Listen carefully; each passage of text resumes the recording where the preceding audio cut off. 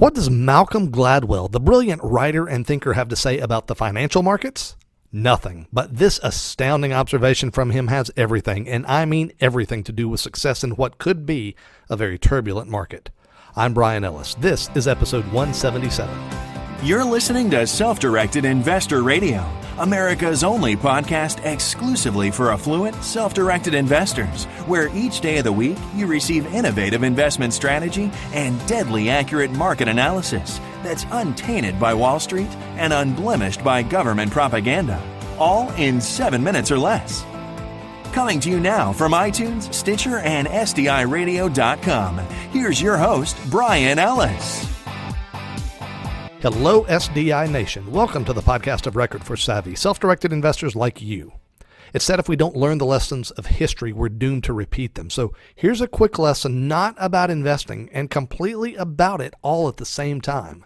In the fall of 1973, the Syrian army began to gather a large number of tanks, artillery batteries, and infantry along its border with Israel.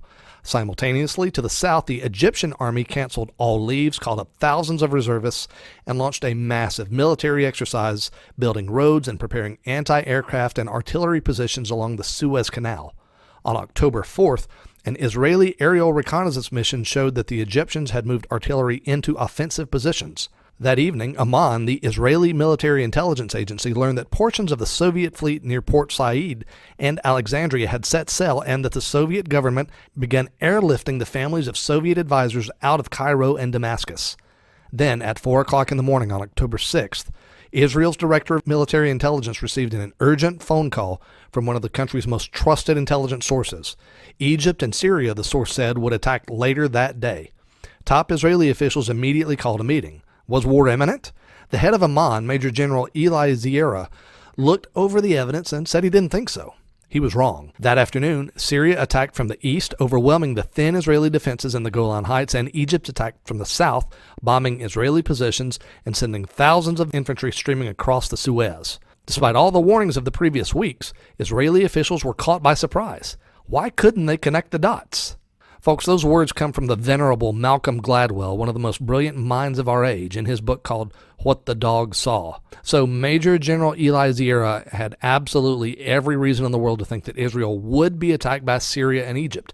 Literally every single piece of evidence suggests that the attack was imminent and that Syria and Egypt were very, very serious. And let's face it, Israeli intelligence has a reputation of being, shall we say, rather effective. But in this case, despite overwhelming evidence to the contrary, Israel chose not to set up defensive positions in response to enemy movements, and the tiny Middle Eastern country suffered mightily for it. Why?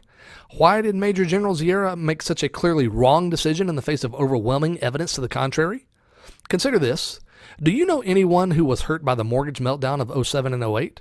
Maybe even you yourself took some serious shrapnel for that one. But have you noticed that even though the financial carnage from that was very widespread, affecting investors and the general public alike, almost nobody seemed to see it coming? Yet now, if you ask nearly anybody, they'll all tell you almost derisively that anyone with a brain could have predicted it. Yet almost nobody did predict what happened. The few who did became billionaires. What we all recognized at the time was that something was wrong, something fundamental was not right, something that could be damaging to us was happening at the time. And yet, almost nobody had the good sense to get out of the real estate market, or even better yet, figure out a way to bet against it during that volatile time. Does that make you and me foolish? I don't think so. In fact, you may be tempted to think that Israel's Major General Zeira was just careless or even foolish, but there's far more to the story. At the time, it was very common for Egyptians to mobilize for war. It was common for tanks and war supplies to be sent to the canal and for fortifications to be built. The president of Egypt had made multiple public statements in years preceding this attack that war was imminent, and yet it never happened. Egypt mobilized a whopping 19 times between January and October of 73, and not a single one of those cases did war commence. Furthermore, the trusted intelligence source who warned Israel the day of the attack, well, that person had recently given two completely wrong promptings. Given the extreme cost and difficulty of mobilizing for war, Israel, which is a tiny country with a citizen army, couldn't afford to mobilize at every threat. The threat in early October of 73 seemed to Major General Zeira a serious threat, to be sure, but a threat that could be defended against on another day. How does this relate to investing? It's a rather apt comparison, my friends. As manager of a private equity firm that buys real estate in some markets that have a volatile history, Can anybody say Northern California? I think about this type of thing every single day. I think about the reports that venture capital is not flowing as freely into Silicon Valley as it was. And I know that this could be a problem since the entirety of Northern California is just this little known universe that rises and falls, largely on the strength of Silicon Valley and the Bay Area. I know that my target markets have a history of volatility on the upside and the downside. I know that the economy at large is not as strong as the press is leading us to believe. But I also know that there's substantial and profoundly negative factors that are not in play right now as they were in 2007 and 8, and that's a very good thing. I also know that most, not all, but most of the time, real estate markets follow a pattern when they're beginning to reverse in a huge way, and that pattern isn't in clear evidence presently, and isn't in evidence at all in some very large markets. So what do you believe? For me and for my clients, I've responded by tightening our buying criteria. We're going a bit more towards the no deal is better than a marginal deal approach. And in truth, this will likely cause me to miss some, but not most opportunities. On this very day, actually, I'm tasked with making an allocation to my buyers for an auction that happens tomorrow, December 30th. And there are a lot of great opportunities. Still, we're going to be conservative in our allocations because at the end of the day, I don't want to have missed the signs of an impending meltdown. Right now, those signs are not in evidence, but there are winds blowing in that direction.